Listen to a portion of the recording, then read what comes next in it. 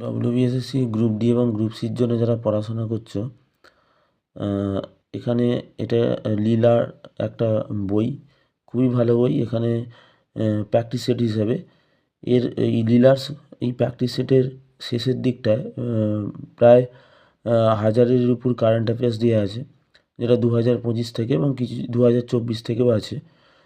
খুবই important group D এবং group সির জন্য। আমি কারেন্ট অ্যাফেয়ার্সগুলো তোমাদের সাথে একটু আলোচনা করবো বলতে এখানে তো উত্তর বোল্ড করাই আছে, যেটা উত্তর হবে। আমি একটু বলবো এগুলোকে। প্রথম কোশ্চেনটা হচ্ছে, দেখতেই পাচ্ছ যে 28শে আগস্ট প্রকাশিত 2025 সালের টাইম 100 এআই লিস্টে স্থান অর্জনকারী ভারতীয় বংশোদ্ভূত রবি কুমার সিংঘেসেটি কোন কোম্পানির সিইও পদে অধিষ্ঠিত? এটা উত্তর যেটা বোল্ড করা আছে সেটাই কিন্তু সঠিক উত্তর, অপশান ডি এইচসিএল টেক। 28শে আগস্ট থেকে 10ই সেপ্টেম্বর ভারত কোথায় বহুপাক্ষিক সামরিক মহড়া এক্সারসাইজ ব্রাইট স্টার 2025-এ অংশগ্রহণ করেছে?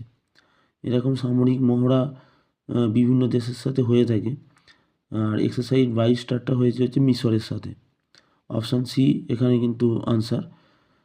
3 নম্বর কোশ্চেন হচ্ছে, 29শে আগস্ট ভারত কোন দেশকে পরাজিত করে 2025 সালের সাফ অনূর্ধ্ব-17 মহিলাদের ফুটবল যে টুর্নামেন্টে জয়লাভ করেছে?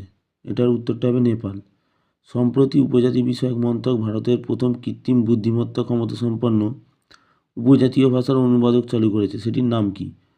অবশ্যই অপশান এ, যেটা আদিবাণী।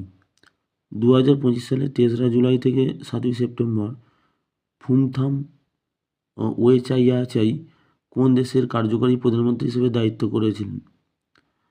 এটা উত্তরটা হবে থাইল্যান্ড।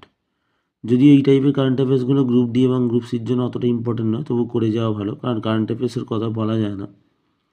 6 নম্বর কোশ্চেন, 31শে আগস্ট কোন ভারতীয় সংস্থাকে 67তম রমন ম্যাগসেসাই অ্যাওয়ার্ডের বিজয়ী হিসেবে ঘোষণা করা হয়েছে? এটা এডুকেট গার্লস। এই রমন ম্যাগসেসাই একটা খুবই গুরুত্বপূর্ণ পুরস্কার, যেটা এশিয়ান নোবেল নামে পরিচিত। 16 থেকে 30 আগস্ট অনুষ্ঠিত এশিয়ান শুটিং চ্যাম্পিয়নশিপ 2025-এ ভারত কতগুলো স্বর্ণপদক জিতেছে? ভারত মোট 50টি স্বর্ণপদক জিতেছে। এটাও এশিয়ান শুটিং চ্যাম্পিয়নশিপ 2025-এ যেটা হয়েছে। সম্প্রতি কোন ভারতীয় বিমান পরিষেবা সংস্থা ভারতের 4র্থ বিমান সংস্থা হিসাবে ইন্টারন্যাশনাল এয়ার ট্রান্সপোর্ট অ্যাসোসিয়েশনেতে যোগদান করেছে? এটা হবে এয়ার ইন্ডিয়া এক্সপ্রেস। কোন রাজ্যে ভারতের প্রথম ভালচার কনজারভেশন পোর্টাল চালু করা হয়েছে? অসম। 24 থেকে 30 আগস্ট অনুষ্ঠিত